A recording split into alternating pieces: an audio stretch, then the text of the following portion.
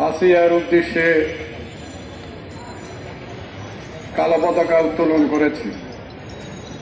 আমরা গোটা বাংলাদেশে আজকে আমাদের জেলা উপজেলার সমস্ত পার্টি অফিসে কালো পতাকা উত্তোলন করতে নির্দেশ দিয়েছি এবং বিভিন্ন জেলায় এখনো এই কর্মসূচি চলছে। বন্ধুরা আমার, এটি যে বারবার আমাদেরকে করতে হচ্ছে সেই ইয়াসমিন হত্যাকাণ্ডে থেকে এটি বারবার হচ্ছে। এই যে সমাজের যে অবক্ষয় অধোগতি, এটার বিরুদ্ধে আমরা লড়াই করছি, লড়াই জারি রাখব। আজকে আসিয়ারা দেশে প্রচুর অন্ধকার, ঘরে বাইরে অন্ধকার, ঘরের মধ্যেও আত্মীয় স্বজনের মধ্যেও নারীরা বাঁচতে পারছে না। ঘরের মধ্যে অন্ধকার, বাইরে অন্ধকার, গোটা অন্ধকারে দেশ ছেয়ে গেছে। এই অন্ধকারের বিরুদ্ধে আলোর মশাল হাতে নিয়ে আমাদের এগিয়ে যেতে হবে। এই অন্ধকারকে আরো অন্ধকার করার জন্য যারা নারীর বিরুদ্ধে বিভিন্ন বক্তব্য এবং প্রপাগান্ডা, সেটি বিভিন্ন মাহফিলের মাধ্যমে হোক, সোশ্যাল মিডিয়াতে হোক, বিভিন্নভাবে সেটা প্রচার করা হচ্ছে, সেটা আমরা দেখছি। এর বিরুদ্ধে সামাজিক জাগরণ আমাদেরকে গড়ে তুলতে হবে। না হলে এই যে নারী, এখানে যারা আছেন, আমরা যারা আছি, এখানে নারী হোক পুরুষ হোক, তাদেরকে এই পৃথিবীর আলো, আমাদেরকে এই পৃথিবীর আলো কে দেখিয়েছে? কার গর্বে আমরা আমাদেরকে ধারণ করেছিল? তাদেরকে নিপীড়ন করে হত্যা করা হচ্ছে। এই জায়গাটা আমাদের বুঝতে হবে। আমরা তো পৃথিবীর আলো দেখতে পারতাম না, যারাই আছেন এখানে, কে দেখিয়েছে? আর তাদের প্রতি এই পাশবিক নির্যাতন করা হচ্ছে। আমরা যাদের সন্তান, তারা আমরা ঘরে বসে থাকতে পারি না। আজকে নারী মুক্তি ছাড়া এদের সামাজিক মুক্তি সম্ভব না। একটা সমাজের মুক্তি নারী মুক্তি ছাড়া সম্ভব না। এটা কোনোদিন হয় না, কোনোদিন হবে না। আপনি ভোটের সময় 500 টাকা দিয়ে লাইনে বিভিন্ন বড় বড় দল 500 টাকা দিয়ে বোরকা পরে আপনি লাইনে ভোটের জন্য ঘরে ঘরে যান, কিন্তু নারীদেরকে তার অধিকারের জন্য তার বিজ্ঞান চেতনায় উদ্বুদ্ধ করেন না, অধিকার চেতনায় উদ্বুদ্ধ করেন না। এটা আমরা দেখছি। নারীর উপর যে বৈষম্য তো এই যে কোটা বৈষম্য, এই কোটা বিরুদ্ধে আমরা লড়াই করেছি। আমরা 2024-এর গণ অভ্যুত্থানের ছাত্র জনতা, আমরা সবাই ছিলাম বামপন্থীরা। আমরা এখানে যারা দাঁড়িয়েছে, সেই 2009 সাল থেকে আমরা শেখ হাসিনার স্বৈরাচারী সরকারের বিরুদ্ধে, তার স্বৈর শাসনের বিরুদ্ধে লড়াই করেছি। হঠাৎ করেই কোটা আন্দোলন বিজয় অর্জন করে নাই। শুধু কোটা আন্দোলনে শেখ হাসিনা পড়ে নাই, মানুষের 15 বছরের 16 বছরের সমস্ত বিক্ষোভ, পুঞ্জীভূত বিক্ষোভ কোটার উপর ভর করেছিল। সেই সাধারণ বিক্ষোভ কোটার উপর ভর করেছিল বলেই এই শেখ হাসিনা পড়ে গিয়েছে। যারা এই কোটা আন্দোলনের নেতৃত্বে ছিলেন, তারাই শুধু সমস্ত কিছুর হোতা নিজে থেকে মনে করছেন। এটা ভুলে যান, এটা ভুলে যাওয়ার জন্য আমি বলবো। তাই বন্ধুরা আমার, আজকে কয়েকটি উল্লেখযোগ্য হত্যাকাণ্ড হয়েছে শেখ হাসিনার পিরিয়ডে। সেই টঙ্কি হত্যা, তনু হত্যা, সাগর উনি হত্যা, নুসরতের হত্যাকাণ্ড আমরা দেখেছি।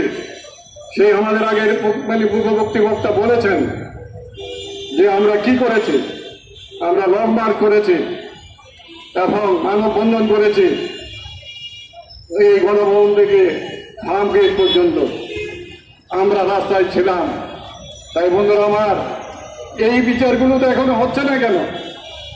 7 মাস হয়ে গেল এই অন্তর্বর্তীকালীন সরকারে, এই বিচারগুলোতে হাত দেন না কেন?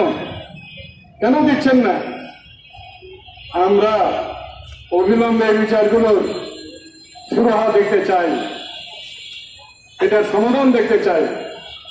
তাই বন্ধুরা আমার, আসেন আজকে বাংলাদেশের আজকে এই নারীর বিরুদ্ধে যে ফতোয়া, যে প্রপাগান্ডা, যে বিদ্বেষ ছড়ানো হয়, একদিকে সেটাকে প্রতিরোধ করতে হবে, আর একদিকে যারা নারীর উপর হামলে পড়ে রাস্তাঘাট, বাসে, রাস্তাঘাটে, স্কুল, কলেজ, সর্বত্র সব জায়গায় আমাদেরকে প্রতিরোধ করে তুলতে হবে।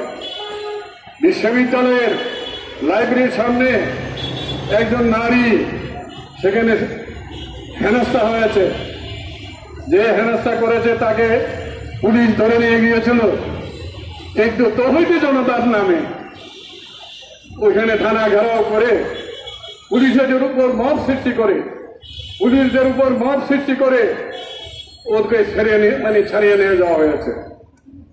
আমরা মব সন্ত্রাস বারবার দেখছি, আমাদের পার্টি অফিসে হামলা করার জন্য হুমকি দেওয়া হয়েছে। এই মব সন্ত্রাসের আমরা বলি হইতে পুলিশকে দেখেছি, পুলিশদের উপর এই মব সন্ত্রাস বারবার তারা সামনেই এদের তারা ফেস করেছে। আমরা আর মব সন্ত্রাস দেখতে চাই না। এই মব সন্ত্রাস দিয়ে সেটি অন্তর্বর্তীকালীন সরকার হোক, যারাই হোক, এই মব সন্ত্রাসের দিয়ে যারা এই রাজনীতি দখল করতে চাচ্ছেন এবং মাঠ দখলে রাখতে চাচ্ছেন, তারা হলো গণতন্ত্রের শত্রু, তারা কোনো গণতান্ত্রিক শক্তি না। এই ফোর্স দিয়ে কেউ তার নন পলিটিক্যাল সরকার তার শূন্যতা পূরণ করার নতুন নতুন বন্দিবিধি করছেন। আমরা সেটাকে তার বিরুদ্ধে হুঁশিয়ারি জানাতে চাই। ওই খেলা খেলবেন না। 1,500 লাশের উপর দাঁড়িয়ে অন্তর্বর্তীকালীন সরকার গঠিত হয়েছে। 1,500 হাসিনার স্বৈরাচার ফ্যাসিস্ট সরকার 1,500 তরুণের এবং শ্রমিক ছাত্রের তরুণের আজকে যান নিয়ে নিয়েছে। তাদের লাশের উপর দাঁড়িয়ে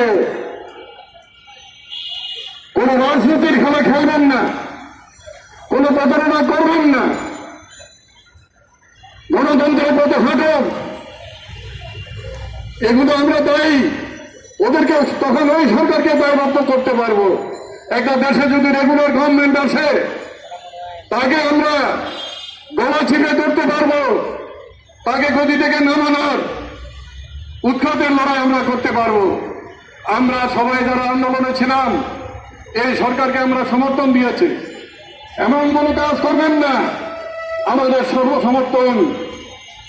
সমর্থন প্রত্যাহার করতে হয়, সেই কাজে লিপ্ত হবেন না। আমি আমার বক্তব্য দীর্ঘায়িত করতে চাই না, পরিশেষে বলতে চাই, আজকে আসুন সংগ্রাম জারি রাখতে হবে। আমাদের নারীরা গার্মেন্টসের মধ্য দিয়ে হাজার হাজার নারী আজকে বেরিয়ে এসেছে, ক্ষুদ্র ঋণের মধ্য দিয়ে, ক্ষুদ্র কর্মসংস্থানের মধ্য দিয়ে হাজার হাজার নারী বেরিয়ে এসেছে। আমরা সেটা দেখছি।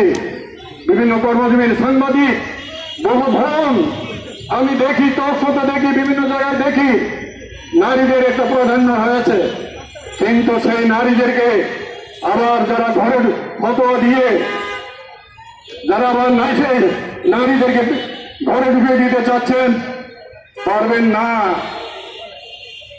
প্রতিরোধ চলছে, আরো দীর্ঘ প্রতিরোধ, আরো প্রতিরোধ এবং প্রতিরোধ থেকে আজকে গণঅভ্যুত্থান নারীর অধিকারের জন্য, নারীর সামাজিক মুক্তির জন্য এদেশে গড়ে উঠবে।